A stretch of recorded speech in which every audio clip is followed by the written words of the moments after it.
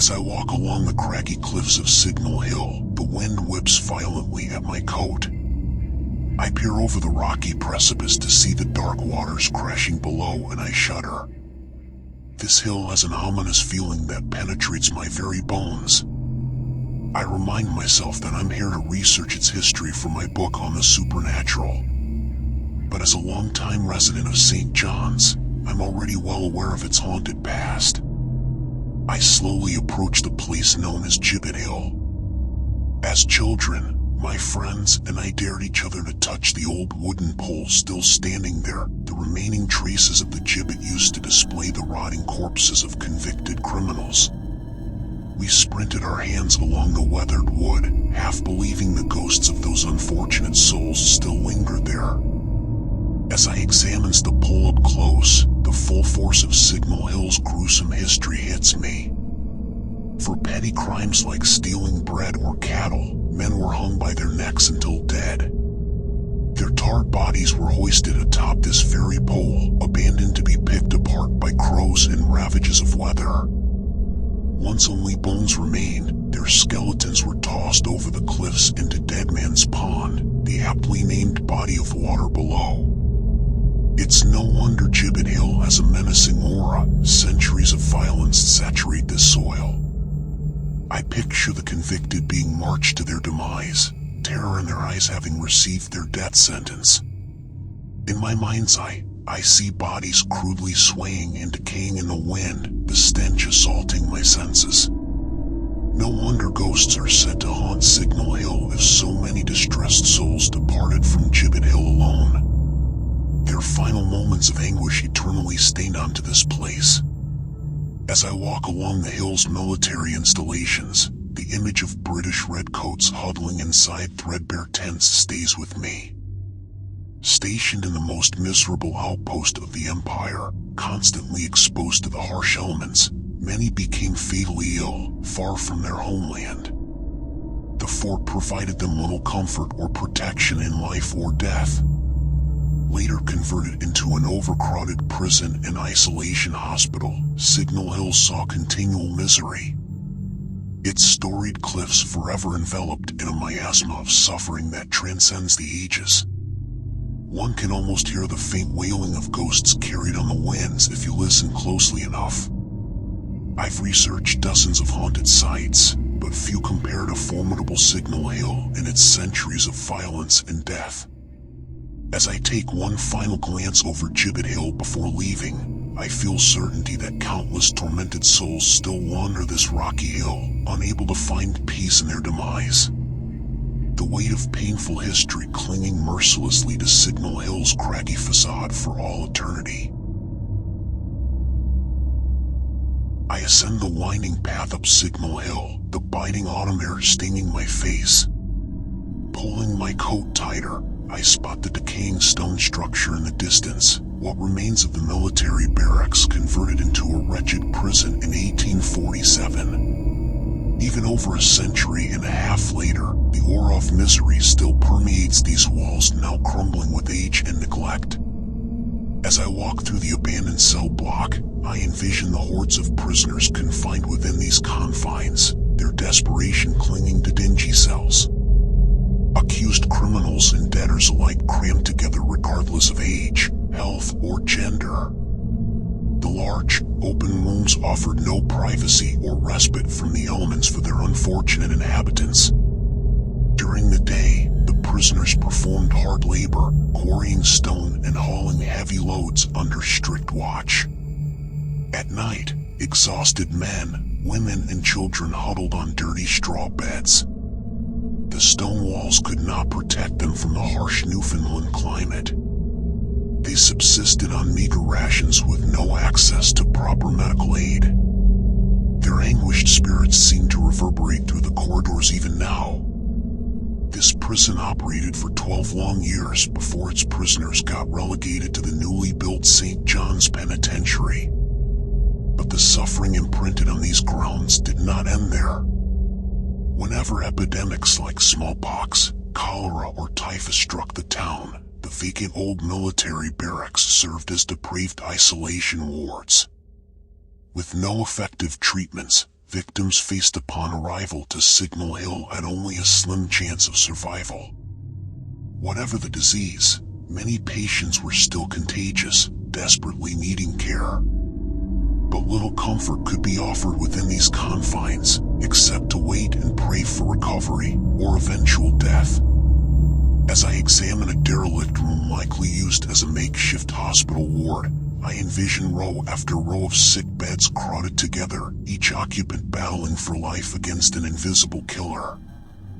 I imagine an endless stream of victims dragged here throughout the late 19th century, only some lucky few to walk back down again. For many souls that remain, their misery stretched on for eternity.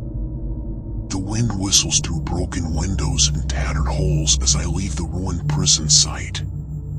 But the chill pursues me even as I descend Signal Hill, as if ghostly inmates still haunt its cliffs, clinging to its painful memories. Though the structures crumbled long ago, the anguish of those once held within its walls patiently endures after all this time. A lingering despair forever seared into Signal Hill's craggy facade. I make my way toward Gibbet Tower, my boots crunching on frosty grass. Though I know the panoramic views from this glass-enclosed building are spectacular, I did not come for sightseeing. I seek stories of the grieving phantom mother who haunts these grounds, eternally mourning her poor suffocated babe. As curator of the supernatural museum in town, verifying hauntings is my purpose today.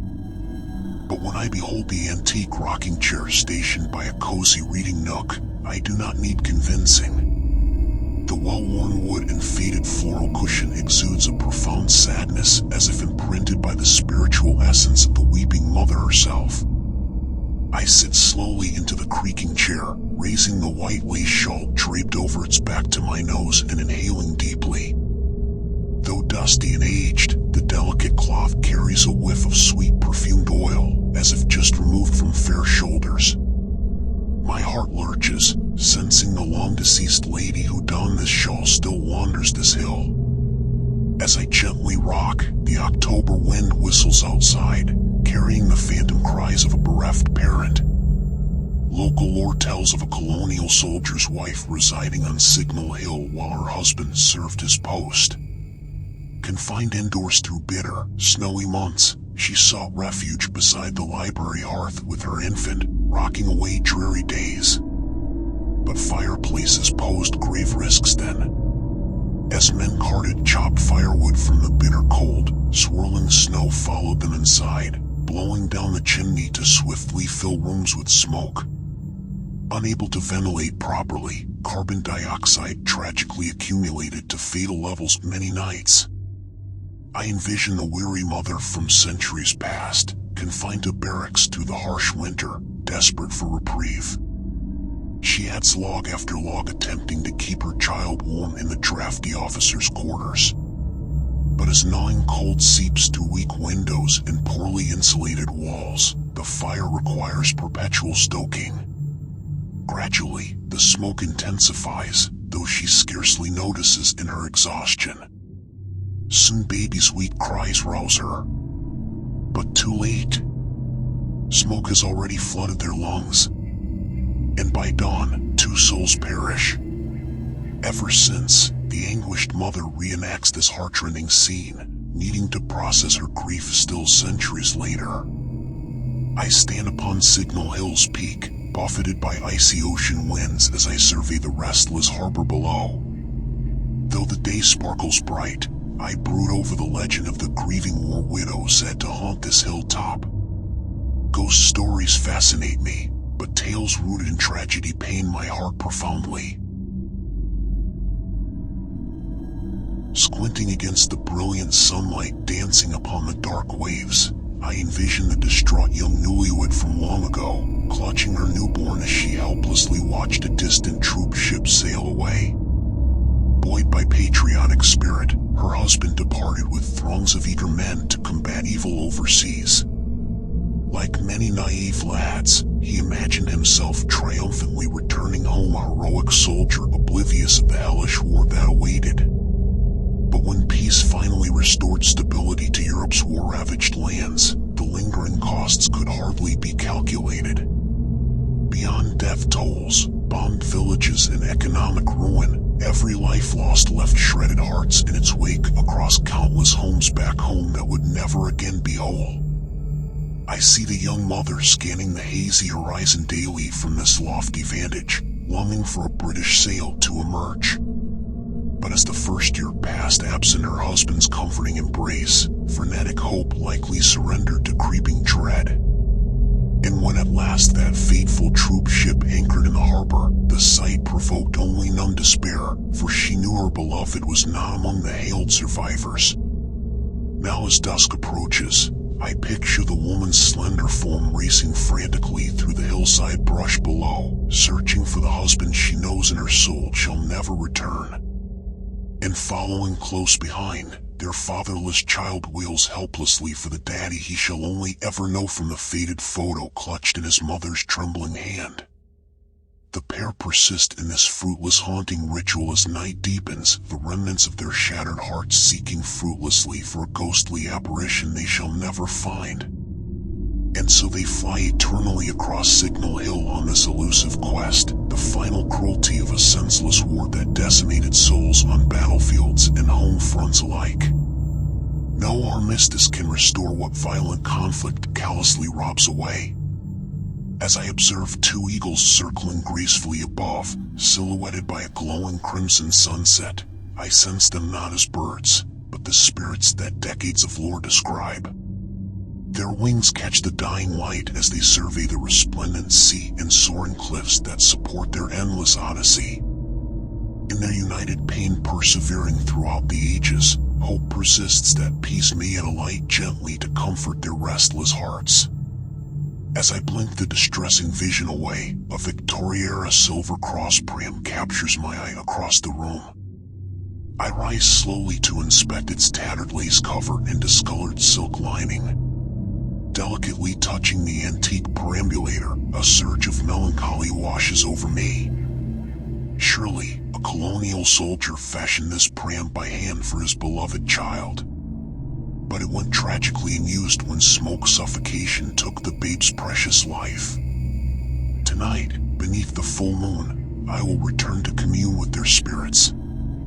Signal Hill's long, wretched history persists through time, and the mournful souls who linger here have much still left to say. The haunting echoes of suffering resonate from every surface as I take one final glance over my shoulder.